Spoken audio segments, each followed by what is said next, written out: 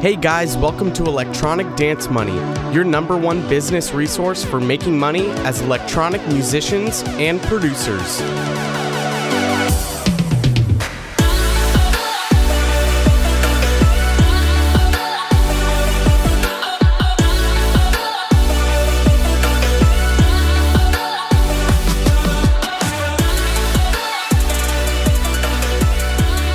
Hello, what's up everyone? Hope you guys are doing well today, wherever you're at.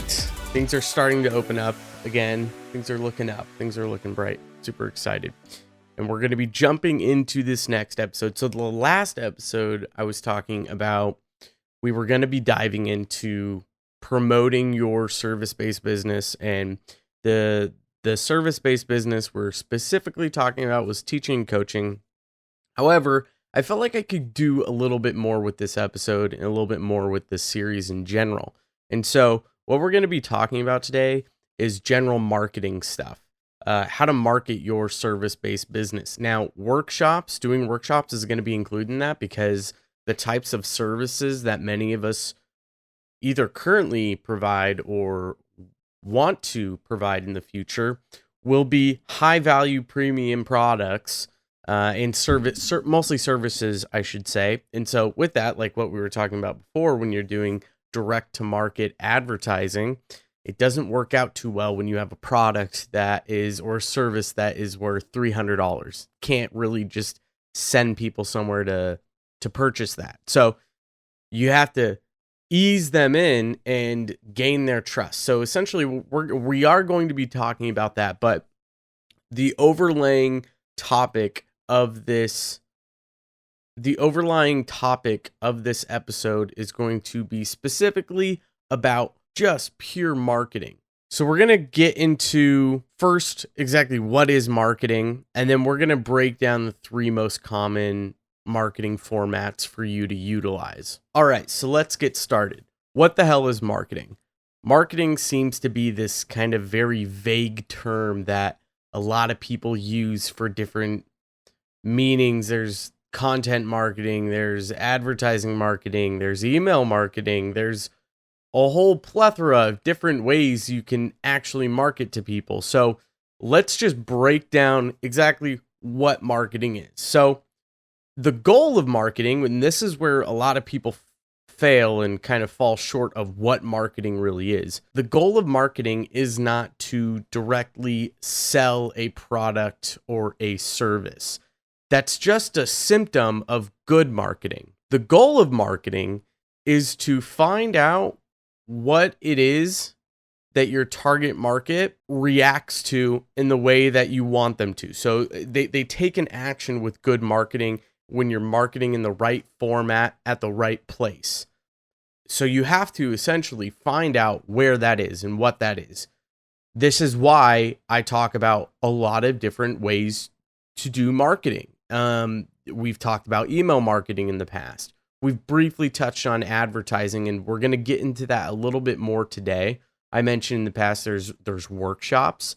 We're also going to be digging into that today as well. There's podcasts for marketing. Again, another episode we just talked about a few weeks ago. So you have to figure out where it is your target market consumes your marketing materials that gets them to make an action that you want them to make. And in turn of that, the symptom of that is going to be you actually either selling more of your service or selling more of your product. So with that in mind, you may need to do some additional testing on finding out like what's the best way to sell your service or your product. Now, I'll say with teaching and coaching, the best thing is probably going to be something like a workshop. Again, that's a very high tier, high premium priced product and essentially just a service, but the service is the product. So when I mention products, I don't mean usually most of the time when we're talking in this episode, I don't mean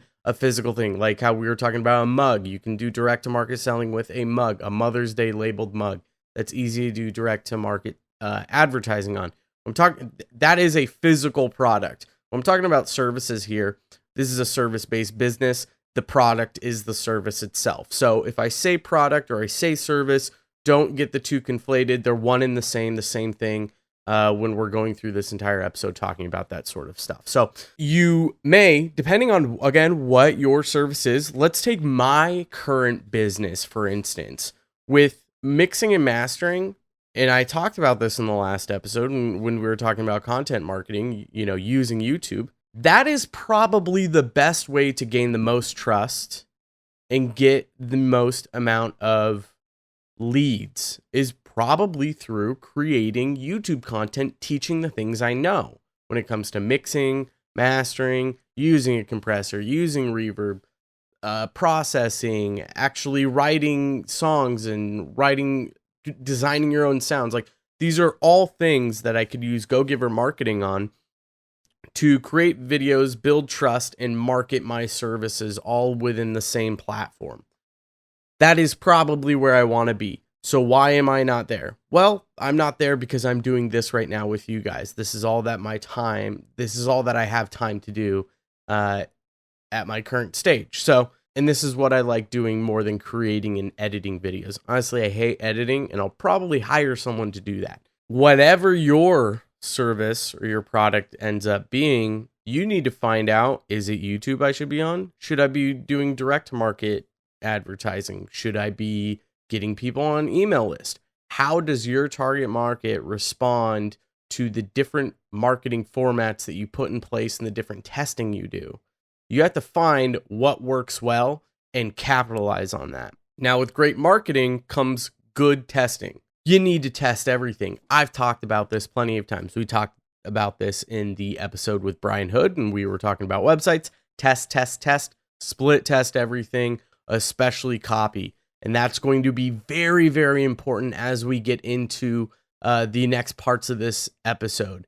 Because when you look at the bare bones of everything that we're going to be talking about in terms of like the different marketing formats that you can use, they all involve really strong and good copy that people respond to and want to make the action that you're wanting them to take. If you don't have good copy, they're not going to take the action you want them to take. So that's going to become extremely important as we dive into that a little bit more. Now, with that being said, let's go ahead and dive into the 3 most common marketing formats that you're going to see generally when we're talking about the services and products that we're talking about, especially within our industry. So the first one is what I've talked about in the past, and I have not dove into as deep of a subject as some of you may wish I have. So, and this is actually going to apply to even the producers who just have a song that they're trying to promote. This will apply to you, okay?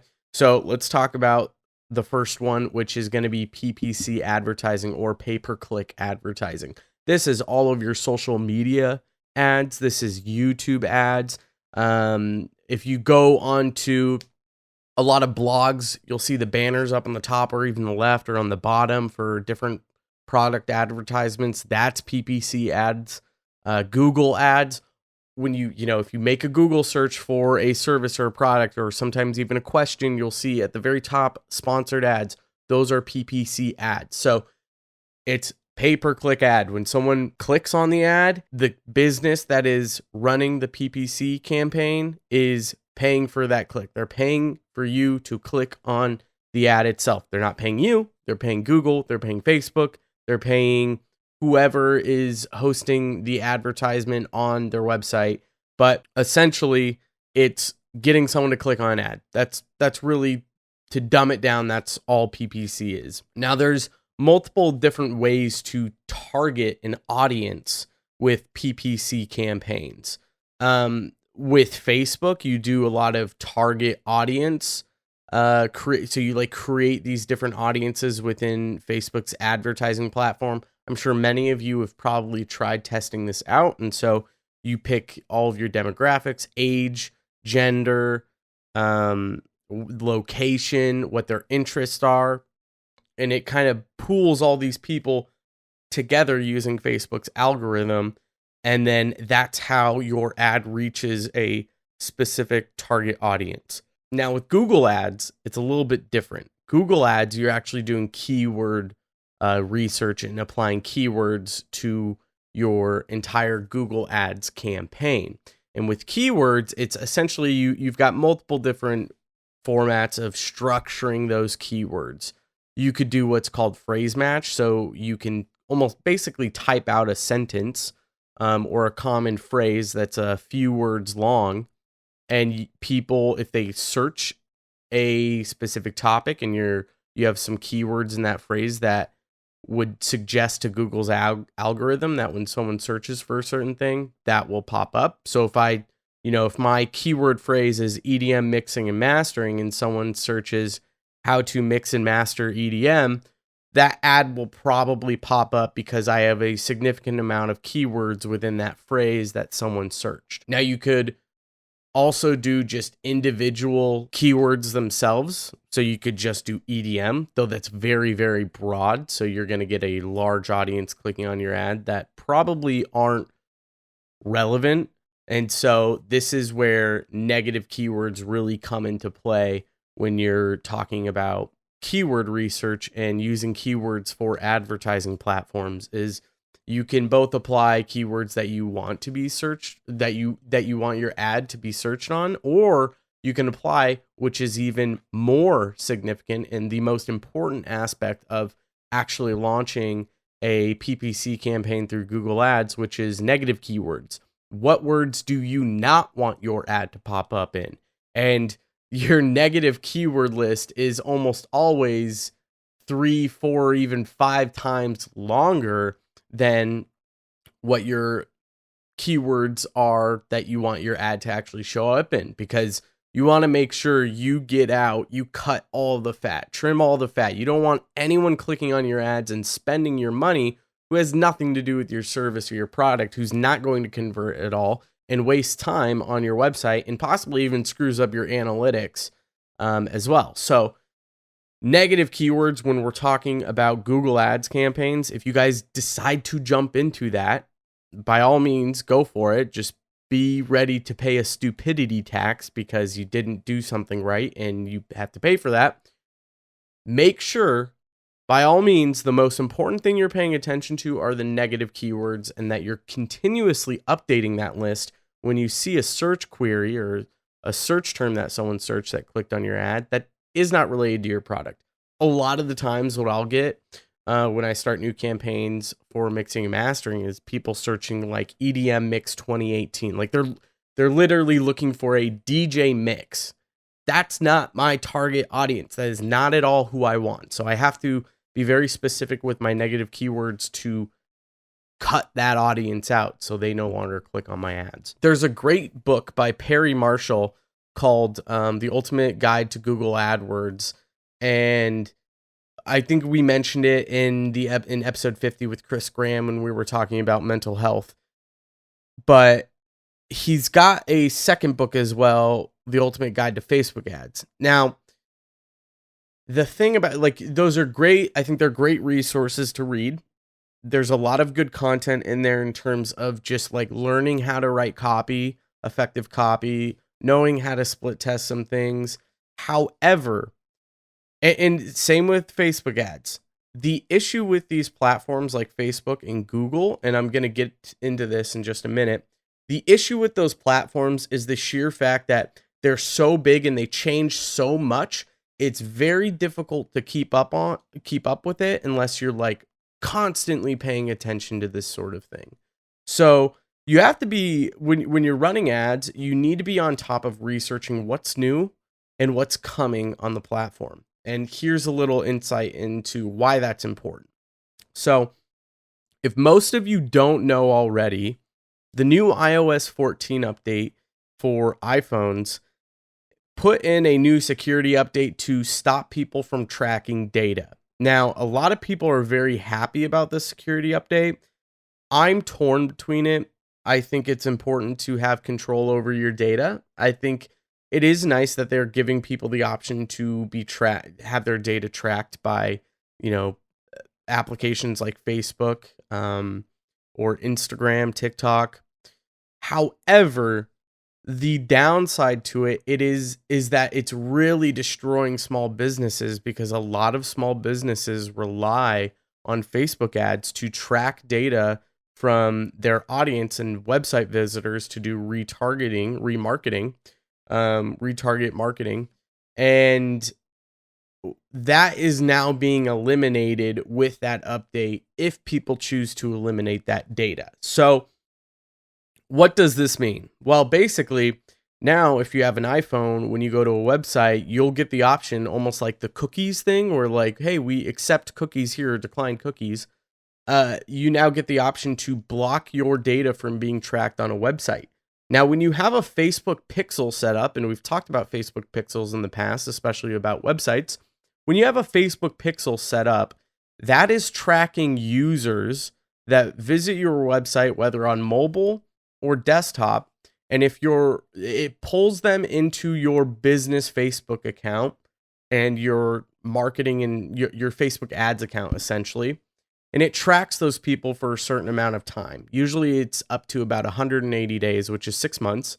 And so what that allows people to do is what I was talking about, retarget marketing or remarketing to people, which means I can create a custom audience on Facebook for any of my website visitors within the last 180 days. So I know if someone went to my website and spent a certain amount of time, let's say, that they're probably my target market. They are my audience. I need to market to them. I've got a product I want to show them. I've got free content I want to give directly to them. It used to be that I could just set up an ad like that and it would immediately get in front of those people. However, if you click that you decline to have your data tracked now with those iPhones, or you even check it in your settings that you don't want to be tracked, I can no longer get that data from iPhone users.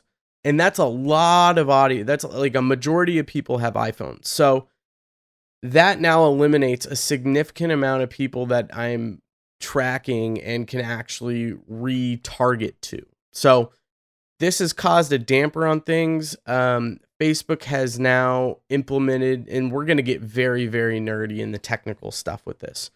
Facebook has now created a whole new tracking system where you can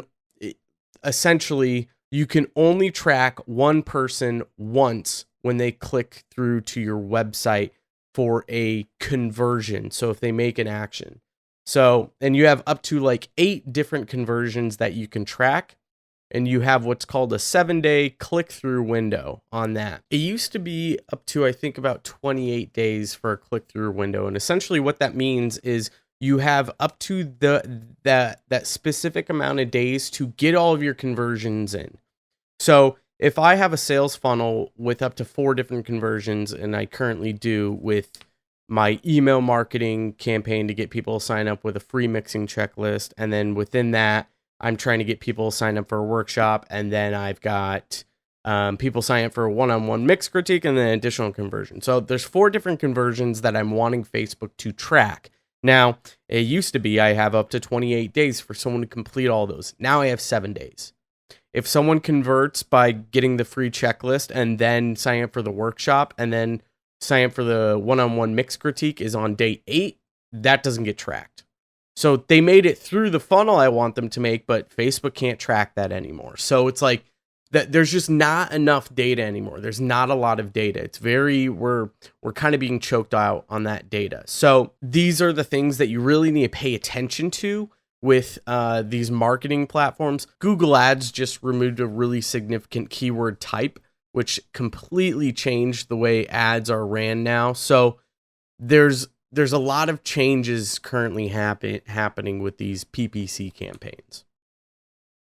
Now, the reason why I was saying previously too, for you producers, why you can be paying attention to PPC campaigns and why they might be significant is, I think I've mentioned this in the past, promoting your tracks in cities that you want to start playing shows in. So you can start building up a following in that city. You can also use this for getting people on your email marketing list, sending out free tracks. There's a lot of ways that you can utilize PPC campaigns as just producers for singles that you're putting out, or even albums, or if you're doing merch. Like there's ways to do this. So this isn't specifically just for service-based businesses. Now, where Google Ads can get tricky, especially, is if you're in a very niche audience, or I guess industry, and you don't have a lot of keywords that you can use, because then you're just not going to get a lot of traffic and you could potentially be wasting your time. So that's where, like, if Google Ads doesn't work, there might be a space for you with social media ads in terms of Facebook marketing and running ads on that platform, and same with Instagram. Now, the issue with Facebook and social media ads is they're what we call interruptive ads. So you're quite literally interrupting someone's entertaining news feed. So that is something to keep in mind, where if you can make engaging, great content for your ads, you're more likely to seem less interruptive and people will interact with your ads more than not. Or I should say, interact with your ads even more so in a more positive light than a negative one. Also, with Facebook ads and social media ads, like we were talking about in the last episode, a lot of Facebook ads, social media ads are direct to market advertising. So we talked about this in the last episode, but I'll go over it again. If you have a real, this is the mug idea that I brought up. If you have a mug, it's labeled a Mother's Day mug that costs $20. That's a really easy product to sell on Facebook directly to a broad audience. They can just click on it, go to the shopping cart, add it, and then pay for it. It's like a really straightforward process, and it doesn't cost a lot. So it's going to sell more than if you were selling, let's say, a course, and you just a $300 course, and you just send someone to your website with a cart for them to purchase that $300 product. That they have no idea who you are. They don't know if it's going to work. There's a lot of there's trust that needs to be established before we can get to that point, and that's what we're going to start talking about in just a minute now. Going back to that iOS 14 update that we were talking about, making advertising more difficult. It's more difficult to now do retargeting advertising, but what you can continue to do is run Facebook video ads, and you actually get data from that to then retarget to that audience if they watch a certain percentage of the video or watch up to a certain second of the video. So you still have that benefit on your side where you can still retarget within the platform itself, but you can't retarget from your website anymore. Or you still can, it's just you're not getting quite as much accurate data as you would hope. So running videos are probably the best way to go when it comes to actually running Facebook ads. All right, so let's dive into the next topic, which is going to be email marketing. This is the second most common marketing format that you're going to find out on the internet. Now, I've done a number of episodes on email marketing. I specifically had a 2-part series back in, it had to have been about a year ago now. I'll link those episodes. I think it was like episode 22 and 23, maybe 21 and 22. I'll link those in the show notes. But email marketing is,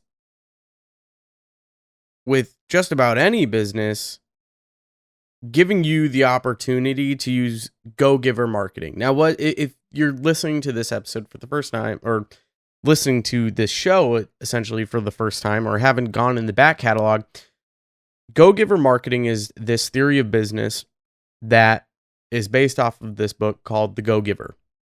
And it's all about just essentially giving with no expectations in return, and giving away everything that you possibly can. Now, what does this mean? This essentially means like giving away great free content to people and helping others out without any expectation, because usually that karma-like effect does come back to play a part in your business. And I can attest that this works 100%. This is how I run my business. It's why I have this podcast.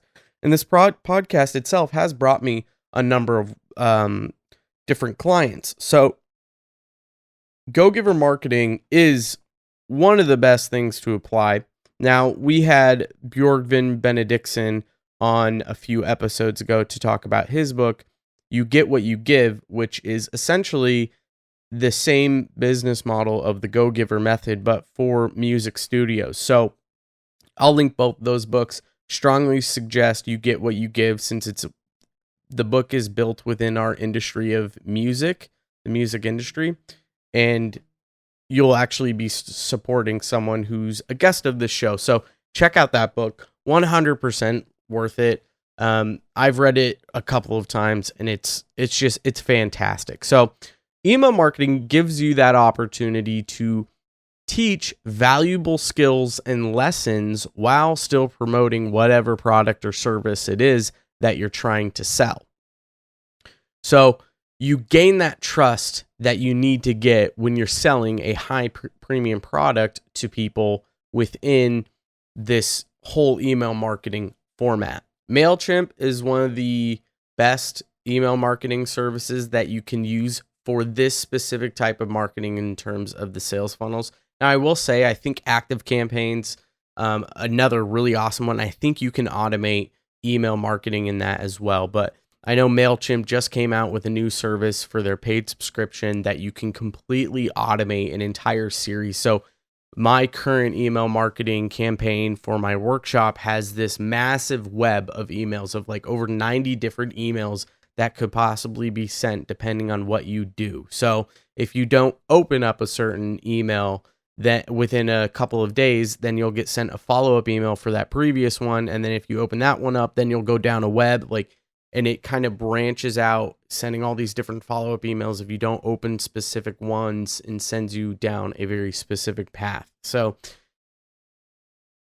it's a really nice, unique tool that you can automate, and it just runs everything in the background. And if you can get a high converting ad to get people signed up on your email marketing list, then it just runs itself.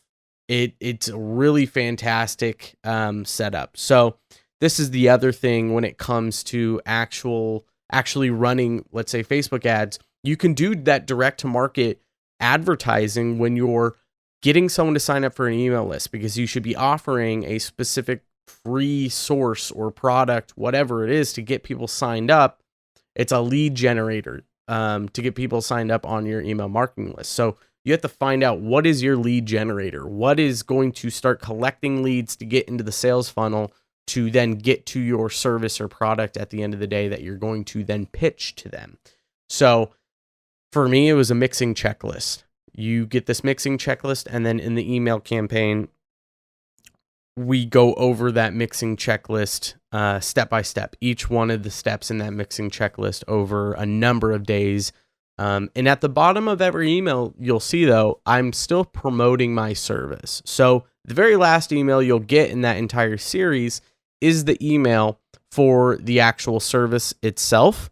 But previous to that, I'm still promoting the service at the bottom, saying, hey, by the way, if you want to learn more about this topic, I've got a workshop. And this is in case anyone doesn't get to that last email. At least I'm still putting that out there. If they read it, they know about it. If they want to join it, they can right away. But ultimately, at the end of the day, they will get the last email, which is promoting that workshop for them to join for, again, additionally free. Because what I'm selling is a high tier product, and I really need to build that trust. So those emails are building the trust. The workshop, they get to hear me and me teaching a live lesson and answering their questions.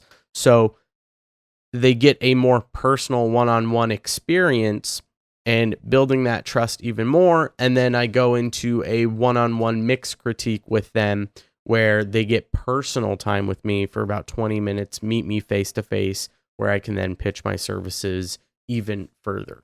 The key, though, when we're talking about this email marketing campaign, whatever type of email marketing campaign you're going to be running, the key thing about it is that you need to make sure you're getting the right target audience within the funnel. If you don't have the right audience, it's all going to be wasted, and you're going to be sitting there going, why isn't anyone signing up? Because you don't have the right audience in that actual funnel. You need to make sure, and this goes back to your Facebook targeting, make sure you're targeting the right people. You know, you don't want to be if you're let's say doing teaching and coaching for EDM producers, you don't want alternative rock bands to sign up on the email list and start getting your emails or sign up for the workshop. That just doesn't work. All right. The third and final format that we're going to be talking about, which is the one that I've been alluding to this whole time, which is workshops. I mentioned it in the last episode, so let's dive into workshops right now. The key thing about workshops, above all else, is it gives you the opportunity of both providing value, like we were talking about with email marketing, but also gaining that immediate trust. When you're teaching a thorough topic to someone in an hour where you're speaking to them one-on-one, you're answering their questions, they get to see you, hear you, and learn about what you're a professional in, that instantly gains their trust. You're getting that trust that you need in order to sell that product to them or that service. There's a fine line you need to ride between being able to market this product and service and not being too salesy, or you don't want to sound like a used car salesman. There's an art form to this. So the best thing you can do is do some research on the best way of setting up workshops. But we're going to be talking about what you need to have in a workshop, almost like a template for a workshop. A majority of workshops are primarily used to teach a lesson about a bigger topic. So they take a smaller portion of that bigger topic. They teach that as free content. Usually it's the best piece because it provides the most value and in turn instantly getting that trust.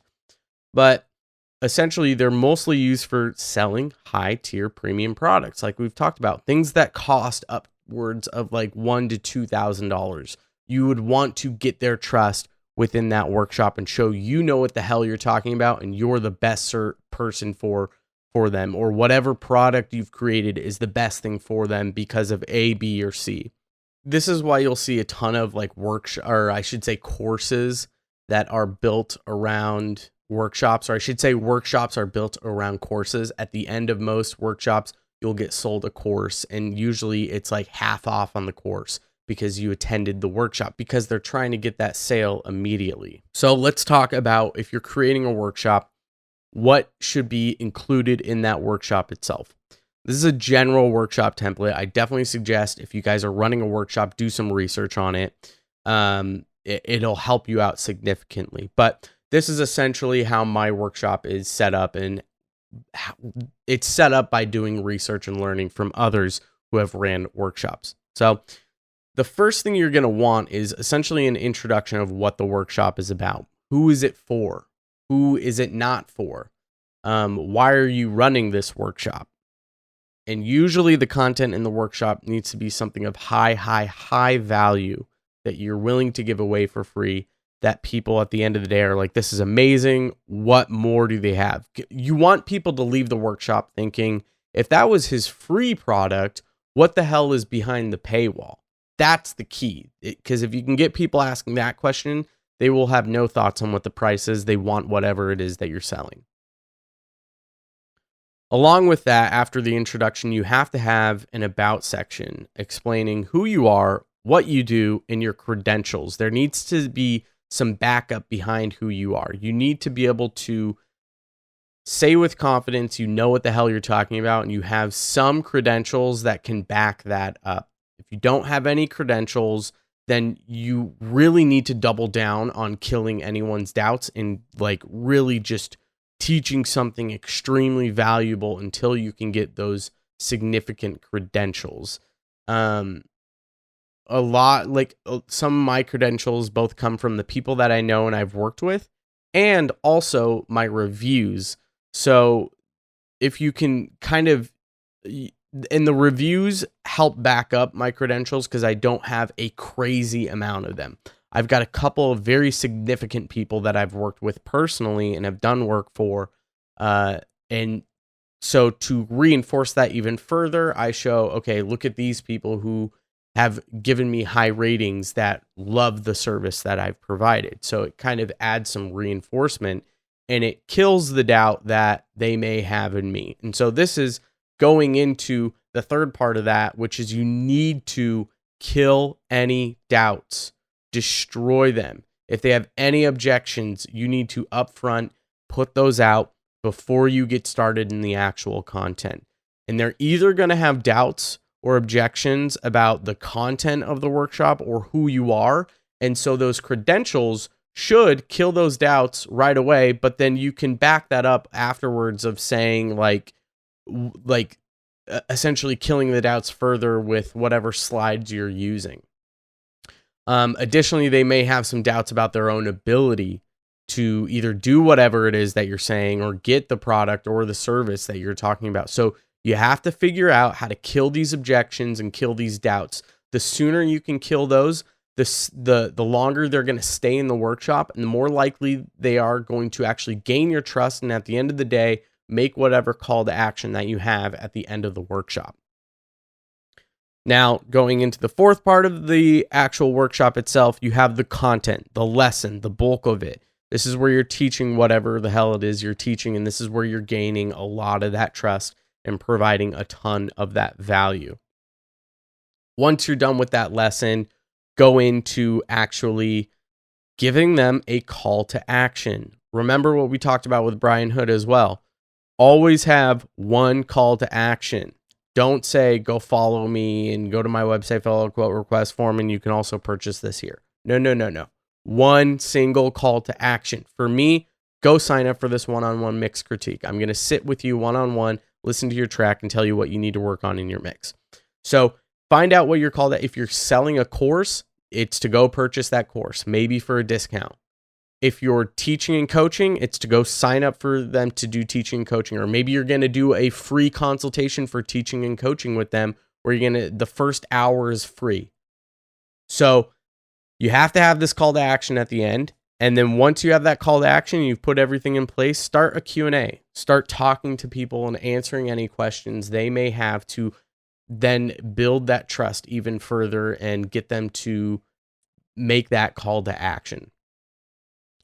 Zoom has a new workshop feature too. I think that was started like last year or something. You can do workshops within Zoom, though I think Demio is better, Demio.io. Demio is fantastic. That's what I use for my workshops. I think it's demio.com. That'll be in the show notes, but Demio is fantastic because it's built just for workshops and webinars. One of the best resources I would suggest using is Demio. Very straightforward, easy to use, and really high quality, especially when you're getting people to sign up. So when we go over everything we've talked about and we review it all, we actually have a very clear sales funnel set up here that you can start to utilize. So you can start setting up either advertisements for people to sign up on your email marketing campaign and then promote your workshop in that email marketing campaign to then build trust further. The issue here is that the sales funnel is much longer. It takes a lot longer for people to go through the funnel. Or again, you could do direct to market advertising with just to get people to sign up on your workshop. Again, that's still free content, valuable free content that people might want to go just immediately go sign up for this free workshop. That's the best way to market your service-based business if it's a high premium product like mixing and mastering, or possibly even teaching, coaching, a course. A majority of what we do is going to be a high premium product, and so we need to market that as such. A sound pack is not going to be high premium product. That's probably around $30, $40, maybe $50 that you can sell direct to market, straight to a cart that someone can fill up.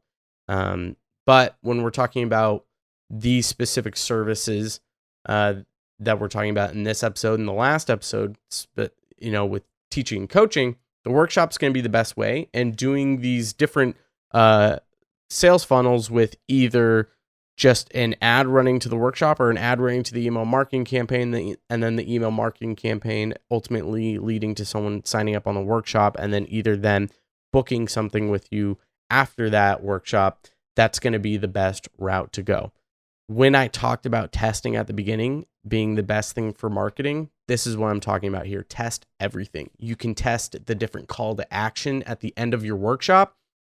Do they either sign up for a free 20-minute consultation, or do you immediately try to get them booked then and there? If you try to get them booked then and there, the sales call stuff might be a little bit different. But later on selling, and we'll talk about that with specifically like my one-on-one mix critique, we'll talk about what that looks like actually running a sales script and a sales call, how you can sell without sounding like you're selling. There's an art form to that, and we're going to get into that. But you need to be testing the different you need to be testing the different copy in your email marketing campaigns, on your ads, on your workshop sign up page, even within the workshop itself. Test how you can write different things, add different images, do different things to get people to be more attracted to whatever it is you're promoting or marketing and want to engage with that content more than they previously were or others previously were. So that is it for today's episode about marketing. In the next episode, we're going to be going into sales. We're going to be talking about actually selling. We're going to be talking about sales calls and how to sell your product without sounding like a used car salesman, because that's not what we want to do. I'm sure all of you can't imagine you ever doing that, and it sounds horrible. And so that's why I'm going to teach you how to kill the sell, how to destroy sales, get really, really, really good at selling and not sounding like a used car salesman. So that will be the third part of the series, and I think it's going to wrap it all up, and you'll have the perfect platform of how to set up your service-based business, market that business, and how to actually sell it to someone as a product. Thanks for hanging out today, guys. If you want to check out my workshop, head to enviousaudio.com/workshop. I'll also have all of the show notes with all of the links to everything we talked about at enviousaudio.com/episode 54. Oh my God, I can't believe we're at episode 54 already. This is fucking crazy, guys. Thanks for hanging out with me. I appreciate you being here along for the ride. The show has grown so much and it continues to grow, and I can't wait for the next episode, episode 55. We're going to be getting into sales. I'll talk to you guys later.